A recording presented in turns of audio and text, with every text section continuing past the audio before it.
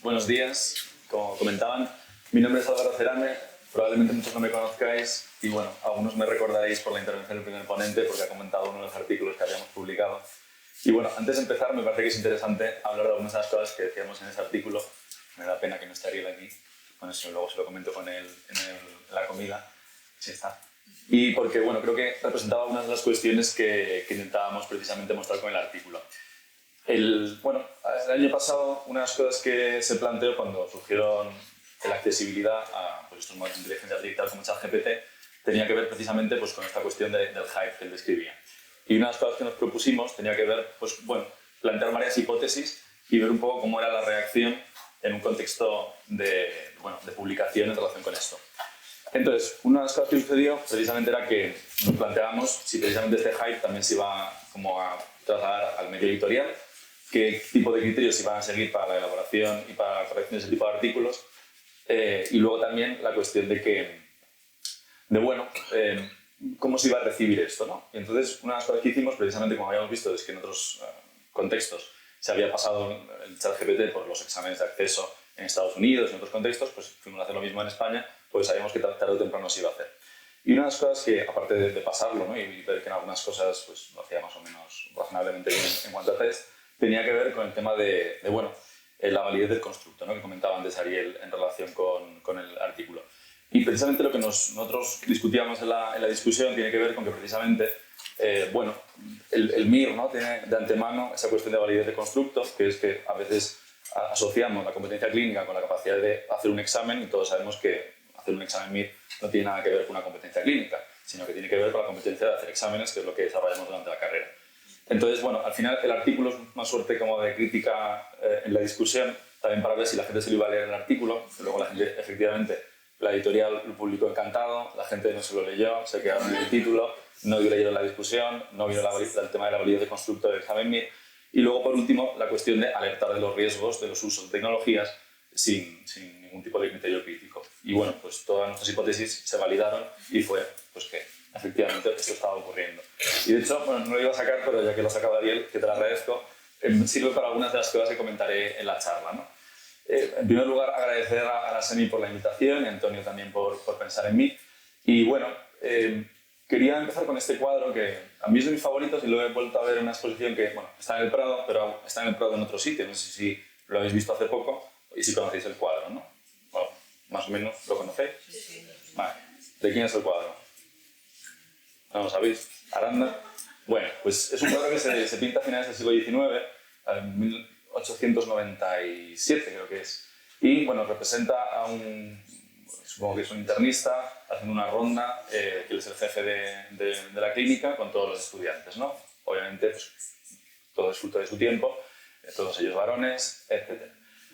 Lo que me interesaba de este cuadro es que precisamente representa uno de los elementos de los que quiero hablar hoy, ¿no? Que precisamente decía esto de nuevas tecnologías y responsabilidad, ¿no? Que lo que plantearé a lo largo de la charla es precisamente que la historia de la medicina es la historia de la relación entre médicos, pacientes y tecnología, y que algunas de las cosas que hemos ido adoptando con el paso del tiempo nos pueden servir precisamente para entender los retos actuales, ¿no? Porque las tecnologías siempre han estado con nosotros, quizá ahora pues, hay otros elementos de disrupción, otros intereses o otras lógicas que pueden estar imperando en la adopción de las mismas, pero digamos que los principios serían estos, ¿no? Y lo que me gustaba a mí de este cuadro, aparte de que se pueden ver muchas tecnologías, ¿no? Desde pues, la entrevista clínica, aquí podemos ver la farmacopea, también, ¿no? Como los dispositivos, los recintos, y luego, bueno, probablemente incluso el conocimiento lo podríamos entender desde una lógica parecida. Aquí el maestro no está utilizando un estetoscopio y precisamente el estetoscopio es una invención del ENEC, principios del siglo XVIII, 1814, por ahí creo que es, y bueno, se crea en Francia y se va extendiendo por diferentes estados, ¿no? Aquí, que sería finales de siglo, o sea, es decir, es una tecnología que ya estaba implantada en muchos sitios y utilizada, pero uno de los elementos interesantes con la adopción del estetoscopio tiene que ver con precisamente diversas polémicas que podían subyacer a los usos de tecnologías y también a las, a las epistemologías, ¿no? Que subyacían a las diferentes formas de hacer la medicina, ¿no? Entonces, digamos que el ENEC pertenecía a una escuela francesa, una escuela más como a intentar compartimentalizar la enfermedad, ¿no? en cuestiones concretas, ¿no? Ontológicas, y se distanciaba de algunos de sus colegas que planteaban la enfermedad como una cuestión más fisiológica en cuanto a una relación entre el cuerpo, los entornos, otra serie de cosas que ocurrían, ¿no? Y precisamente Laennec planteaba, o Laennec y sus colegas, que a través de precisamente la compartimentalización, el estudio, ¿no? De las cuestiones como desde lo más macro hasta lo más micro, esto nos podía hacer entender la enfermedad y ayudar con esto. La razón por la que Laennec crea el estetoscopio es realmente como para alejarse del paciente, porque, bueno, lo cuenta en el caso de una paciente mujer, ¿no? Pues todas las implicaciones culturales que esto podía implicar, y aquí lo que podríamos ver sería un poco lo contrario, ¿no? Como que hay tecnologías que nos pueden alejar, hay tecnologías que nos pueden acercar, y hay gente que puede decidir no usar las tecnologías para acercarse al paciente. Y bueno, quizás esta sería la primera cuestión, ¿no? Decíamos, la historia de la medicina es la historia de la relación entre médico, paciente y tecnología, ¿no? Y luego también, una de las cosas que a mí siempre me ha sorprendido desde que yo me formé, ¿no? Y también, pues al final, y lo comentaban muy bien los anteriores ponentes, construimos la realidad a través de narrativas, a través de mitos, y probablemente haya una cuestión también muy mítica en cuanto a qué somos, quiénes somos y qué hacemos, ¿no?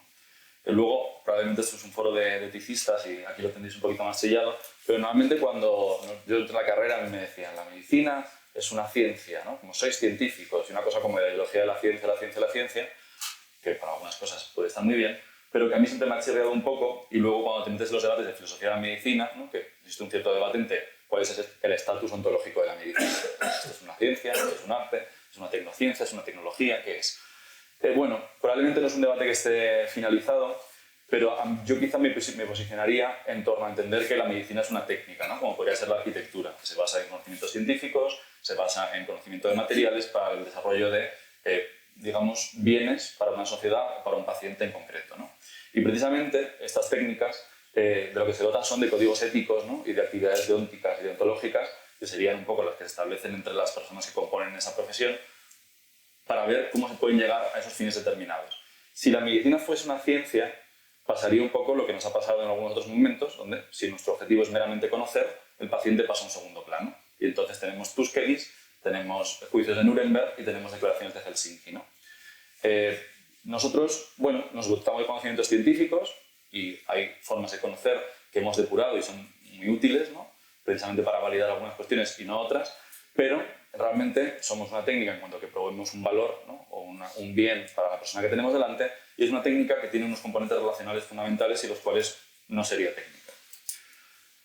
Y bueno, nos valemos, ¿no? De muchas tecnologías en nuestro día a día y algunas de ellas pueden darnos cosas buenas y cosas malas, ¿no? Precisamente yo creo que deberíamos tener como elemento clave, ¿no? Yo me quedo con lo primero, entender que tenemos unos andamiajes éticos que hemos utilizado desde que somos la medicina para determinar qué está bien, qué está mal, qué es útil, qué no es útil, aparte de que sea eficaz, eficiente y que tenga buenos resultados en los ensayos clínicos, pero también esto tiene que tener una traslación respecto a si consideramos que es algo que sea conveniente, legítimo o legal dentro de nuestras sociedades, ¿no? Y precisamente estos andamiajes conceptuales, éticos, jurídicos, filosóficos, y también las valoraciones de riesgos que siempre hacemos al final de nuestra profesión, aparte de todo lo anterior, de ser eminentemente una relación con añadidos y toppings, ¿no? Que sería una relación ética con un marco jurídico, con una serie de fines, etcétera, etcétera, tendríamos la cuestión de que también hacemos una valoración de riesgos, de si lo que voy a hacer, pues, digamos, el riesgo sale a cuenta, ¿no? Para lo que tengo que hacer en el contexto en el que estoy. Y de esto podemos aprender mucho. Y tenemos evaluación de tecnologías sanitarias, tenemos evaluación de ensayos clínicos respecto a fármacos. Bueno, luego podemos entrar en todos los peros, ¿no? De cuando los reguladores están comprados, la influencia de las industrias, etcétera, etcétera. Pero eso no quiere decir que no haya cosas que podamos aprender de lo que ya estamos haciendo. Lo digo porque si no, caemos en esto de nuevas tecnologías, ¿no? Como que nos cegamos, nos ponemos aquí la venda y parece como si estuviésemos hablando de algo que acaba de ocurrir, pero que en realidad estamos equipados para poder pensar.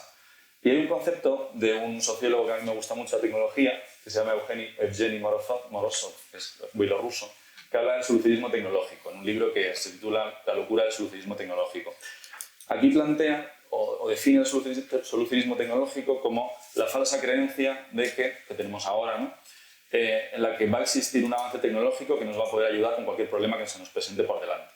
Y por ende, eso nos puede llevar a infraestimar algunos riesgos, como podría ser, a mí me viene a la cabeza, la cuestión del cambio climático, ¿no? O sea, entendemos, probablemente en esta sala no haya nadie que lo ponga en duda, pero sociedad sí que lo hay, que el cambio climático es una cosa que tiene que ver con nuestra acción, ¿no? La acción de los seres humanos y lo que nos estamos pasando en relación con pues, las industrias, la polución, nuestras formas de vida, y luego también eso tiene un componente político fundamental. Pues, ¿qué vamos a hacer? Vamos a tomar medidas para intentar mitigar en la medida de lo posible los daños causados, porque ya quizás estemos entrando en un punto de no retorno, según el panel internacional de cambio climático, o no.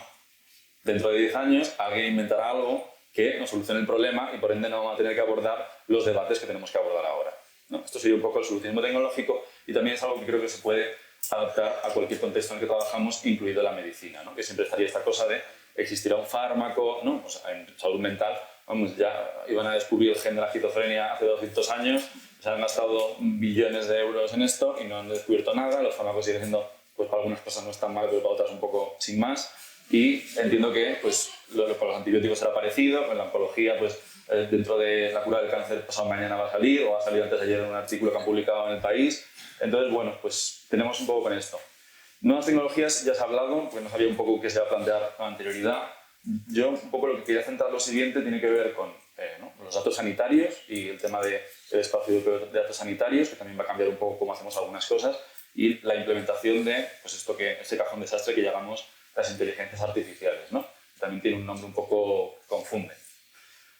Antes de eso, quería hablar sobre qué plantea la deontología, ¿no? Como decíamos, somos una profesión, en las profesiones de ese tipo lo que hacemos es dotarnos una serie de normas y reglas sobre cómo hacer las cosas basadas en principios éticos y legales. Y bueno, se pueden plantear críticas y probablemente las tengamos, pero bueno, tenemos un código deontológico del año pasado, bueno, 2022, y ya plantea algunas cuestiones, ¿no? Relacionadas a telemedicina, tecnologías de la información y la comunicación. Plantea que el uso de medios telemáticos no deben, digamos, o sea, siempre la cuestión de la identidad, precisamente por la cuestión de no solo la responsabilidad, sino de la relación de confianza, es fundamental. Esto es algo que se ha diluido. Cuando ponían la imagen de Aranda, unas cosas que quería hacer, pero no encontré una imagen que ilustrase bien, es luego en algún momento poner una imagen de lo que sería ahora Luis Aranda, ¿no? O Jiménez Aranda, en la actualidad, ¿no? Y sería una suerte, pero como no la encontré, pues os la cuento. Sería para mí una suerte como de espacio mucho más pequeño, no tan grande, una consulta. Sería un paciente, ¿no? Que está frente a un médico y entre ellos habría una pantalla muy grande que impide que se vean, ¿no? Y bueno, dentro de esto creo que hablábamos de nuevas tecnologías, pero precisamente las nuevas tecnologías que ya no son nuevas, que llevan implantadas tiempo, como puede ser la historia clínica electrónica y las lógicas gerenciales que se han implicado en ellas, y que al final todos sabemos que pasamos más tiempo escribiendo en un ordenador datos que no son relevantes clínicamente, sino que probablemente sean gerencialmente relevantes o económicamente relevantes, que pasan tiempo con el paciente.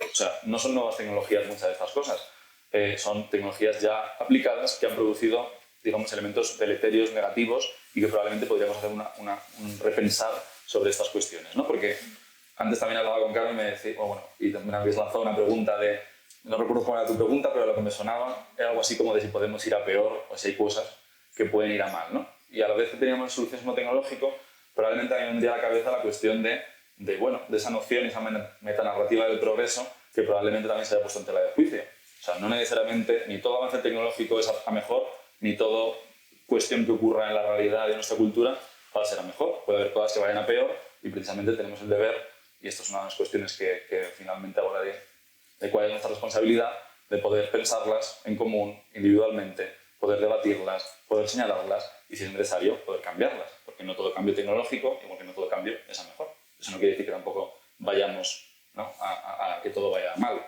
No hay que caer tampoco en una cosa ni cínica ni nihilista, pero que tampoco una cosa como utopista o que todo es genial y maravilloso, ¿no? Que sería un poco como naif.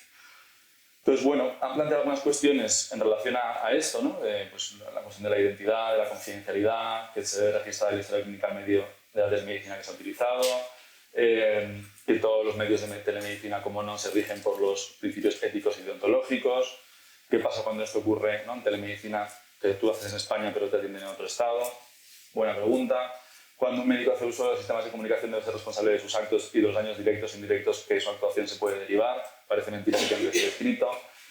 Cuando el médico utiliza la telemedicina, sus intervenciones en nuestra presidad por la base científica, profesionalidad, veracidad, prudencia, etc.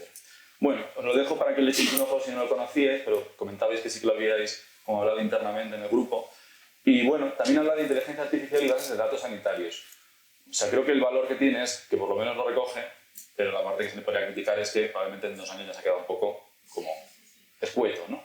El médico debe exigir un control ético y finalista de la investigación con inteligencia artificial basado en la transparencia, reversibilidad y trazabilidad de los procesos para garantizar la seguridad del paciente.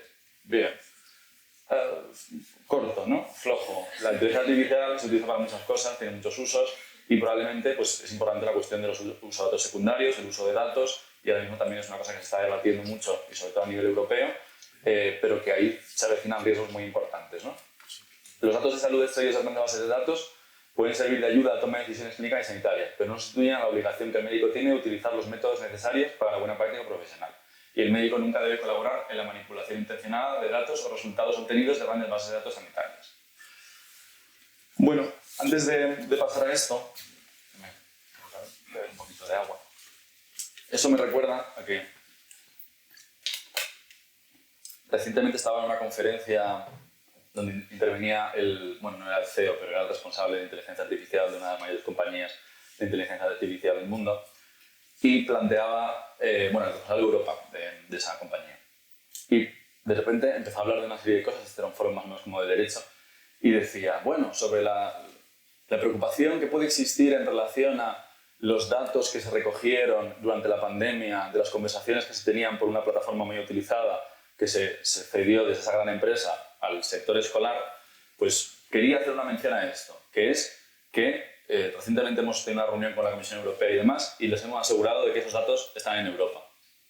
Y yo pensando, ¿qué? O sea, ¿cómo que esos datos están en Europa? Pero que recogís los datos y se grababan las cosas que habéis cedido a los colegios para hacer clases durante la pandemia, y, o sea, ¿no? Que probablemente eso esté en los términos y recomendaciones de uso que todos damos el ok, pero que de repente yo me veía ahí y yo decía, hombre, entiendo, y yo no soy tampoco naif, que guardan los datos de mucha gente, pero que me pareció como, ¿no? Una cosa como muy de denunciar esto en un foro público, pues ¿no? Hasta qué punto se maneja una serie de datos. Estamos hablando del ámbito educativo, del ámbito de la salud probablemente no lo dirían porque tendría que tener mucho más cuidado, ¿no? Y al final que nos tenemos que quedar todos contentos porque esas bases de datos están en Europa, ¿no? No que tengan esos datos, no que se utilicen, sino que están en Europa.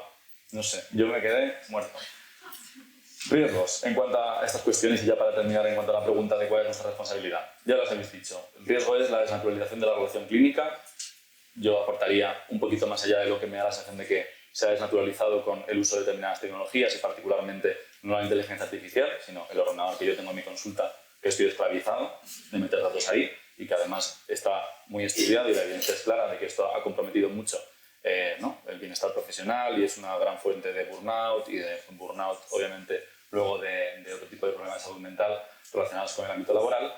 Y también, bueno, aquí habría otras cuestiones, no solo de la desnaturalización de la relación clínica, que para mí sería la razón de ser de la medicina, por ende, si se desnaturaliza, pues entonces sería un poco como que nos queda. Habría otras cuestiones como puede ser que hacia el final, ¿no? Se empiezan a implementar ese tipo de modelos en los cuales solo nos interesan unos inputs muy concretos, muy reduccionistamente biomédicos, pues al final la subjetividad se termina diluyendo aún más en la consulta y el paciente pues al final no quiera que le digamos las cosas y verlo mejor en el móvil, porque entonces lo puede hablar con su amiga o con su primo porque a lo mejor le da más tranquilidad que el médico. Y también estaría aquí la cuestión del consentimiento informado, que es si como médicos no entendemos cómo funcionan las cosas que usamos, ¿cómo podemos hacer un consentimiento informado en relación al uso de esas tecnologías? ¿No? Porque diría, mire, pues la verdad es que voy a utilizar esto que me han puesto en el ordenador, ¿no? Ahora en primaria creo que en Madrid se puede utilizar el ChatGPT para enfermedades raras. Pues mire, no sé cómo se utiliza. Aquí hay un fenómeno de caja negra, pero no solo porque exista y no se conozca bien ni por los desarrolladores, ni los desarrolladores quieren mostrar cómo funciona, porque entonces estarían en una desventaja competitiva con sus rivales. Sino que además yo no sé cómo se utiliza esto. Entonces he metido aquí 3 cosas y me ha salido que a lo mejor esto es una enfermedad rara, ¿no? O sea, es un poco una cosa que no tiene ningún sentido y obviamente eso no es una reducción al absurdo, pero nos podríamos ver en esto ya, o sea, ya puede ocurrir. No es nueva tecnología, es tecnología implantada en el SARMAS, en la atención primaria. Riesgos epistémicos, ¿no? Que aquí había una cuestión que al final para mí todo esto se reduce a un elemento muy importante que al final en un mundo donde el conocimiento, ¿no? Es uno de los valores fundamentales que permite a la gente, bueno, la subjetividad y el vivir una vida en sociedad, probablemente entremos en cuestiones de justicia epistémica, ¿no? ¿Por qué? Porque al final, como decíamos, aunque digamos que la medicina es una cosa que está carente de sesgos, que es una cosa, gracias a Dios, ya hemos ido trabajando, la investigación y nuestra práctica está fundamentada por sesgos en lo relativo a sesgos de género, sesgos raciales. O sea, eso no hay, gracias a Dios, creo que en este foro no hace falta ponerlo en discusión, ¿no? Pero hay foros en los que sí. Pues esto se va a perpetuar y además con la falsa ilusión de que es una herramienta, ¿no?, como terriblemente precisa, y eso es uno de los problemas que además contiene errores, ¿no? Y que no solo hay errores, sino que se inventa cosas, ¿no? Y son las famosas alucinaciones. Y precisamente, y una de las cosas que alertábamos en el artículo que comentábamos al inicio, tiene que ver con que se pueden producir dos fenómenos. Uno es la pérdida de capacidades de las personas por utilizar estas tecnologías y, pues, ¿no?, como, yo qué sé, yo ahora no me viento en la vida, yo cojo Google Maps y voy, ¿no? Y probablemente personas que no han utilizado las tecnologías tan rápidamente, pues tienen una capacidad de orientación en Madrid mucho mejor que la mía. Y cuando un día me quiten el móvil, pues me las veré. Pero bueno, todavía esa cosa es salvable. Pero tendríamos el riesgo de perder capacidades y también tendríamos el riesgo de que las personas que aprendan ahora nunca las lleguen a adquirir, ¿no? Y creo que tenía relación con la cuestión de la mentoría que planteabas antes, ¿no? Y son cuestiones que tenemos que poner encima de la mesa porque si no nos podemos enfrentar a problemas importantes. Y eso tiene que ver con nuestra propia subjetividad como médicos, ¿no? Y el aprendizaje y la pericia. La generación de una falsa sensación de ilusión de competencia por el uso de estas tecnologías sin saber cómo funcionan, sin tener la capacidad de saber cómo funcionan por los fenómenos a través de los cuales operan, tanto desde la complejidad o a veces de que directamente te venden la moto de que es una cosa y luego es otra cosa, ¿no? Tienes ahí en Kenia gente picando datos y también digo que es una cosa mucho más refinada, hasta cuestiones como puede ser que hay cosas que no va a ser un conocimiento válido y no vas a saber cómo funciona, y creo que me dicen que voy a tener que ir terminando. Y esto me lleva a las últimas preguntas, ¿no? Que un poco cuando hablé con Antonio y con Karma me preguntaban la cuestión de la responsabilidad. Y para mí uno de los problemas también que tenemos a veces en el marco ético y el marco profesional es que a veces tendemos a ver la responsabilidad como una cuestión individual. Creo que, o sea, no seré yo el que niegue esta cuestión, ni mucho menos, y creo que es una cuestión muy importante. Pero creo que también, a la par que a veces nos preguntamos cuál es mi responsabilidad como médico, nos tenemos que preguntar cuál es nuestra responsabilidad como médicos, como sociedades científicas, como organizaciones profesionales, como parte de una sociedad, etc. Como médico, pues para mí habría varias cuestiones, ¿no? Lo primero, que es lo que estamos haciendo aquí, que es enterarnos de qué va esto, ¿no? Y poder, bueno, de construir alguno de estos aspectos, a veces un poco más como ideológicos, ¿no?, o de marketing que pueden subyacer a estas tecnologías. Y bueno, yo lo que propondría frente a esto es entender que nosotros estamos perfectamente provistos para lidiar con tecnologías. Pero si entendemos que es una cosa distinta a lo que hemos venido haciendo, pues nos vamos a cerrar. Y lo que una tecnología necesita es entender cuáles son los fines por los cuales se utilizan, cuáles son los médicos éticamente apropiados, entender las cuestiones éticas y legales que pueden subyacer, y para eso es importante pues, cuestiones como puede ser la formación, ¿no? La formación en la carrera, la formación durante la formación sanitaria especializada y la formación continuada. Eso es algo que probablemente esté faltando, y a lo mejor la formación puede tener también unos sesgos, porque claro, los de la industria, que antes también los comentábamos, los tenemos muy claro, farmacéutica me refiero, estos los tenemos muy claro, pero en la industria tecnológica, ¿no? Esto es una cosa que ya está aquí, ya antes estaban en la industria farmacéutica, pues están los Key Opinion Leaders, y ahora están los DOL, los Digital Opinion Leaders, ¿no? Que también, pues bueno, habría que preguntar, bueno, yo me cuenta al inicio, a mí nunca me ha pagado ni una industria farmacéutica, gracias a Dios, ni una industria tecnológica, ninguna charla, ningún artículo, ningún nada. Y bueno, creo que son cosas que también tenemos que tener en cuenta, ¿no? Y eso sería otro aspecto de la responsabilidad. Tenemos la responsabilidad de entender que precisamente estas industrias pues, pueden tener unos objetivos que socialmente consideramos más o menos legítimos, pero que si alguien también te está pagando por una serie de cuestiones, pues al final tú eres el producto también, ¿no? Y estás ayudando a una serie de cosas que a lo mejor van en contra de tus principios como médico o de los principios de la medicina, que al final puede contribuir a tirar piedras contra nuestro propio tejado, ¿no? Y precisamente esto entronca con ya la última pregunta, que es cuál es nuestra responsabilidad, ¿no? Tener estos debates, conocer, debatir, ¿no? O sea, hay elementos genéricos que podemos estar de acuerdo, pero probablemente hay otros elementos más del día a día que podemos discrepar sobre cómo se asumen las tecnologías, si vamos a privar a las personas, ¿no? Si alguna tecnología se muestra que es útil o no, la accesibilidad, ¿no? Si de repente en algunos lugares se tiene acceso a esa tecnología y en otros no. Bueno, pues son cosas que podemos ir debatiendo, pero precisamente para eso están las organizaciones profesionales, las sociedades científicas, y yo les animaría a continuar teniendo estos debates Y bueno, cuando se tengan dentro de este foro, como puede ser el grupo de ética, pues luego llevarlos a la sociedad en su conjunto, ¿no? Y luego que lo podamos tener a nivel de los colegios profesionales, a nivel de cualquier otro foro, pues la Federación de Asociaciones Científico-Médicas, todos los foros profesionales, los que nos hemos ido construyendo y dotando, ¿no? Y luego también tener esta discusión con la sociedad en su conjunto, porque creo que, como decía Juan Carlos, la relación médico-paciente es una cuestión de dos, ¿no? Yo decía así provocadoramente de a tres, con la tecnología y con el ordenador delante, pero al final también tenemos que tener en cuenta, ¿no?, en consideración a las organizaciones de pacientes, a la sociedad civil, para poder tener estos debates, porque al final pues probablemente los intereses sean importantes y tengamos que apoyarnos para que no, digamos, se desnaturalice la medicina a un lugar que luego todos vamos a sufrir, ¿no? Y bueno, quizás yo me quedaría un poco con esa pregunta que lanzaba, o sea, para relanzarnos a la mesa, de quizás sí, bueno, respondiendo a tu pregunta, podemos ir a peor, pero que también eso no quiere decir ni que nada, ¿no?, ni que todo vaya a ir bien, ni que todo vaya a ir mal, ni que todo sea inevitable, ¿no? Que hay cosas que podemos pensar y hacer para que las cosas no vayan tan a peor. Muchas gracias.